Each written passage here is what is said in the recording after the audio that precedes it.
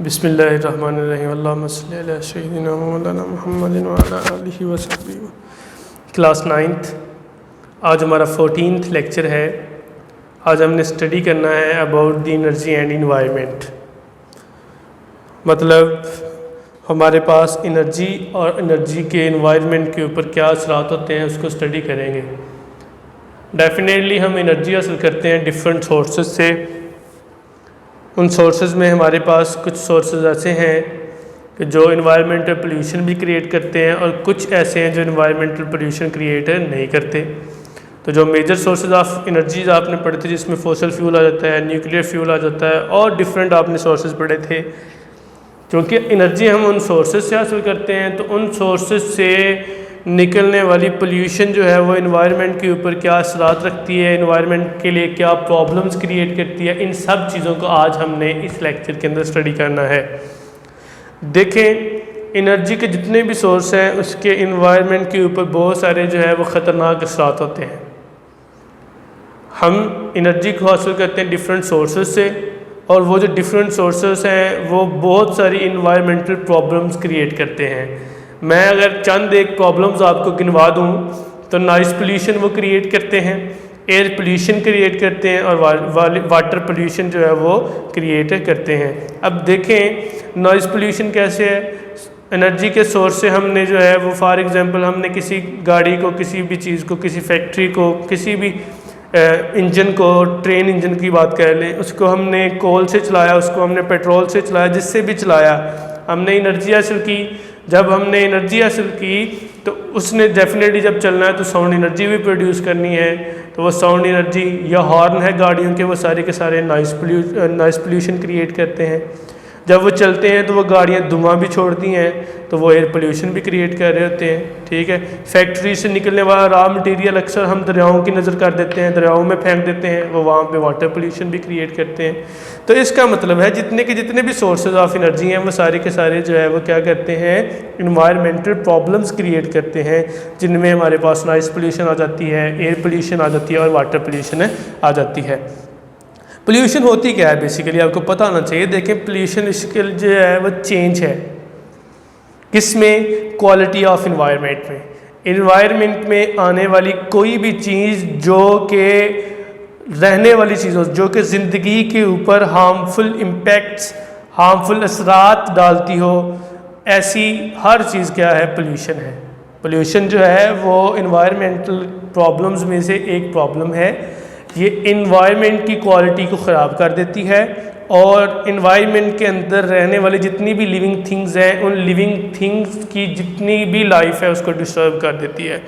Noise pollution है तो definitely noise pollution भी आपको जो है वो बहुत ज़्यादा जो है वो परेशान करती है। एयर पोल्यूशन आपको डिफरेंट डिजीज़ का सामना करना पड़ता है इसकी वजह से, और वाटर पोल्यूशन इससे भी डिफरेंट डिजीज़ का सामना करना पड़ता है। मतलब क्या हुआ कि जब पोल्यूशन आई तो पोल्यूशन को हमने किसका नाम दिया, क्वालिटी ऑफ इन्वायरमेंट में चेंज का, जिसने क्या किया, आपकी ज़िंदगी के ऊपर अनप्लेजेंट इफ़ेक्ट जो है, हार्मफुल इफ़ेक्ट जो है वो डाले। फॉर एग्ज़ाम्पल आपका टेम्परेचर दिन ब दिन बढ़ रहा है, चूँकि इंडस्ट्रीज़ बहुत ज़्यादा धुआं छोड़ती हैं, इंडस्ट्री से निकलने वाला जहरीला धुआं दिन ब दिन टेम्परेचर जो है वो बढ़ने का बाइस बन रहा है। तो टेम्परेचर बढ़ने से आपकी लाइफ डिस्टर्ब हो रही है, लोग हीट स्ट्रोक से जो है वो मर रहे हैं। लास्ट 2-3 साल पहले पीछे चले जाएँ तो कराची के अंदर हीट स्ट्रोक बहुत ज़्यादा हो गई थी, जिसकी वजह से बहुत ज़्यादा जानी नुकसान हुआ था। तो देखें ना फिर क्या हो रहा है कि जितने भी एनर्जी के सोर्स हैं, जितने भी सोर्सेज हैं जिनसे आप एनर्जी हासिल कर रहे हैं, वो सारे के सारे सोर्सेज आपके लिए क्या कर रहे हैं, हार्मफुल इम्पैक्ट्स, बुरे असरात आपकी ज़िंदगी के ऊपर जो है वो डाल रहे हैं। इसे हम नाम देते हैं पोल्यूशन का। ठीक है जी। सबसे ज़्यादा हमारे पास एयर पोल्यूशन होती है। एयर पोल्यूशन जो है बहुत हार्मफुल है हमारे इन्वायरमेंट के लिए। नेचुरल प्रोसेस के अंदर एयर पोल्यूशन कैसे होती है, उसमें वॉल्केनिक इरप्शन होती है। वॉल्केनिक इरप्शन हम किसे बोलते हैं, आतिशफिशा लावा वगैरह जिसे हम बोलते हैं, उसके फटने से बहुत ज़्यादा हीट निकलती है। तो हीट की वजह से एयर जो है वो बहुत ज़्यादा जो है वो इफ़ेक्टेड होती है। जंगलों को हम आग लगा देते हैं, डस्ट स्टॉर्म्स आते हैं, ये सारे के सारे वो फैक्टर्स हैं जो क्या करते हैं, एयर को जो है वो गंदा करते हैं, एयर को पोल्यूट करते हैं। और याद रखिएगा इसके बहुत ज़्यादा हार्मफुल लेवल्स हैं, ये बहुत नुकसानदेह होती है हमारी लाइफ के लिए। और अगर दूसरी तरफ देखें तो हमारे जब फ्यूल जलते हैं तो फ्यूल के जलने से भी जहरीला धुआं निकलता है। हम अपने सॉलिड वेस्टेज जितने भी हैं उनको जब जलाते हैं तो उनके जलने से भी जो है वो हमारे घरों के अंदर, हमारे ऑटोमोबाइल्स के अंदर, फैक्ट्रीज़ के अंदर बहुत सारी जो है ख़तरनाक ऐसी गैसेस निकलती हैं जो हमारी एयर को क्या करती हैं, पोल्यूटेंट करती हैं। तो ये मैं आपको बेसिकली बता रहा हूँ कि हमारे पास एनर्जी के जितने भी सोर्स हैं, फ्यूल हमारे पास एनर्जी का सोर्स है, तो वो जब जलता है तो उसके जलने से क्या हो रहा है, उसके जलने से हमारा जो इन्वायरमेंट है, हमारी जो एयर है, एयर हमारी इन्वायरमेंट का हिस्सा है। तो एयर जब हमारी इन्वायरमेंट का हिस्सा है तो जब वो जलेगा फ्यूल तो उसके जलने से एनर्जी तो हमें हासिल हो रही है, इसमें कोई शक नहीं है। लेकिन जब एनर्जी हासिल हो रही है तो एनर्जी के हासिल होने से फिर क्या हो रहा है, हमारे पास हमारा इन्वायरमेंट भी पोल्यूट हो रहा है, गंदा हो रहा है, जिससे हमारे में बहुत सारी प्रॉब्लम्स का सामना करना पड़ रहा है। जिसके जैसा कि मैंने बताया, थर्मल पोल्यूशन हो जाती है, एयर पोल्यूशन हो जाती है, लोगों को सांस लेने में प्रॉब्लम आ जाती है। और इसके अलावा हमारे बहुत सारे पावर प्लांट्स बहुत ज़्यादा waste in the form of heat जो है वो छोड़ते हैं। फ्यूल जलता है तो फ्यूल से हीट एनर्जी हासिल होती है। ये हीट तो ज़्यादा नहीं होती, लेकिन एक हमारे पास ऐसा सोर्स है एनर्जी का, फिशन प्लांट्स जो हमें बहुत ज़्यादा अमाउंट में एनर्जी देते हैं, वो बहुत ज़्यादा हीट जो है वो ज़ाया करते हैं।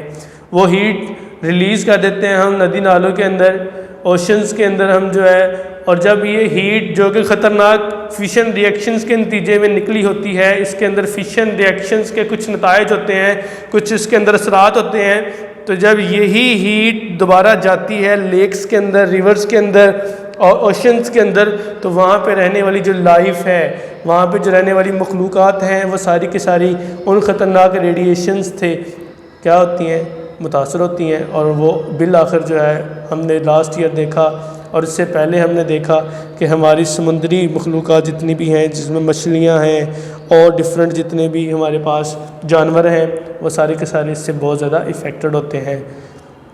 देखें, हमारे पास दो तरह के पावर प्लांट्स होते हैं, जो फ्यूल से चलते हैं और जो न्यूक्लियर फ्यूल से चलते हैं। आम फ्यूल से चलने वाले पावर प्लांट से तो हीट ज़ाया होती है, खारिज होती है, लेकिन वो ज़्यादा ख़तरनाक नहीं है। लेकिन ये जो न्यूक्लियर पावर प्लांट से प्रोड्यूस होने वाली हीट है, उसमें अलबत्ता कार्बन डाइऑक्साइड तो नहीं होती, उसमें कार्बन डाइऑक्साइड नहीं पाई जाती न्यूक्लियर पावर प्लांट से निकलने वाली जो हीट है, लेकिन उसके अंदर इतनी ख़तरनाक रेडियो एक्टिव रेडिएशंस होती हैं, रेडियो एक्टिव वेस्टेज होते हैं, जो बहुत ज़्यादा जो है वो डेंजरस हो सकते हैं हमारी लाइफ के लिए। तो ये सारे के सारे पोल्यूशन हैं।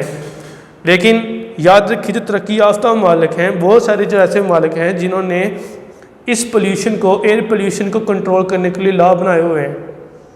उन्होंने एक लिमिट रखी हुई है कि हमारे इलाकों के अंदर एक लिमिट के अंदर इतनी फैक्ट्रीज लग सकती हैं, इससे ज़्यादा फैक्ट्रीज नहीं लग सकती। ऑटोमोबाइल फैक्ट्री जितनी होंगी इससे ज़्यादा नहीं होंगी, ठीक है। अगर ऐसी इससे ज़्यादा होंगी तो वो बैन कर दी जाएंगी, वो बंद कर दी जाएंगी, उन्हें सील कर दिया जाएगा, वो लॉ नहीं होगा काम करना, ठीक है। हमारी जो पहली गाड़ियाँ आती थी, वो पहली गाड़ियाँ तो वैसे धुएँ का गढ़ होती थी, जब वो चलती थी तो पूरे मोहल्ले में धुआं फैल जाता था। लेकिन आजकल कंट्रीज़ ने लॉ बनाए हुए हैं कि ऐसी गाड़ियाँ अलाउ करेंगे जो माहौल दोस्त हों, जो ज़्यादा पोल्यूशन क्रिएट ना करती हों, जिनसे धुआं कम निकलता हो। तो इस काम के लिए उन्होंने गाड़ियों के अंदर कैटालिटिक कन्वर्टर लगाना शुरू कर दिए। आपके पास गाड़ी है ना, तो गाड़ी की आप बैक स्क्रीन देखें तो उन्होंने लिखा होता है कैटालिटिक कन्वर्टर पीछे कि ये धुआं नहीं छोड़ेगी। कैटालिटिक कन्वर्टर एक अलहदा चीज़ है, इसको अलहदा आर्टिकल के तौर पे हम लेंगे, मैं आपको समझाऊंगा कभी मौका मिला तो। अभी ये समझाना जो है वो बहुत ज़्यादा लंबे टाइम का है, तो इसको हम जैसे याद रखें, कैटालिटिक कन्वर्टर यूज़ करके हमने अच्छी गाड़ियाँ तैयार की जो क्या करती हैं कि पोल्यूटिंग गैसेस को जो है वो नहीं बाहर निकलने देती और पेट्रोल से निकलने वाले खारिज होने वाले धुएँ को जो है वो अब एयर का हिस्सा नहीं बनने देती, ठीक है। और इसी तरह दिन ब दिन इंजीनियर जो है वो काम कर रहे हैं ताकि ऐसे इंजन बनाए जा सकें जो कि माहौल दोस्त हों, जिनको फ्यूल की बजाय हम इलेक्ट्रिसिटी पे चला सकें। और हम सुनते हैं न्यूज़ के अंदर कि आज ये हो गया, आज ये हो गया। बहुत सारी इंडिविजुअल कम्युनिटी के अंदर भी लॉ बने हुए हैं, मतलब कैले कबाइल के अंदर भी लॉ बने हुए हैं, कानून बनाए हुए हैं उन्होंने पोल्यूशन को रोकने के लिए, एयर पोल्यूशन को रोकने के लिए, वाटर पोल्यूशन को रोकने के लिए, डिफरेंट पोल्यूशन को रोकने के लिए उन्होंने अपने अपने लॉ बनाए हुए हैं। कैसे? उन्होंने एयर पोल्यूशन को कंट्रोल करने के लिए उन्होंने कहा है कि हम कार्स और दूसरी मशीन जो कि फ्यूल बर्न करती हैं, फ्यूल जलाती हैं, वो ज़्यादा यूज़ नहीं करेंगे। हम राइड्स, हम अपनी सवारियों को शेयर करेंगे, हम पब्लिक ट्रांसपोर्ट को यूज़ करेंगे। तो ये वो चीज़ें हैं जो नंबर ऑफ़ ऑटोमोबाइल्स के यूज़ को क्या कर रही होती हैं, कम कर रही होती हैं। ऑटोमोबाइल्स का आजकल हमारे यहाँ क्या होता है कि एक घर में 3-3 बाइक हैं, तीनों भाई अगर गाड़ी के ऊपर बैठ के कॉलेज जा रहे हैं, एक ही कॉलेज जा रहे हैं, लेकिन तीनों भाई अपना अपना बाइक यूज़ कर रहे हैं, तो डेफिनेटली जितना तीनों यूज़ कर रहे हैं वो ऐसा भी कर सकते हैं कि तीनों एक बाइक पे आ जाए ताकि एयर के अंदर पोल्यूशन कम क्रिएट हो, फ्यूल कम जले। तो इस तरह से हमें भी चाहिए कि हम वो काम करें जिससे हमारे यहाँ पोल्यूशन कम हो। इसके लिए ज़रूरी है कि हम कुछ लॉ बनाएं, कुछ कानून बनाएं। तो ये आज का आर्टिकल था एनर्जी एंड एनवायरनमेंट, इसको अच्छे तरीके से पढ़ लीजिएगा। सारी बातें मैंने की हैं, जो बातें मैंने की हैं आपको बुक में नज़र आ जाएंगी। अगला लेक्चर हम नेक्स्ट पढ़ेंगे। अस्सलाम वालेकुम रहमतुल्लाह।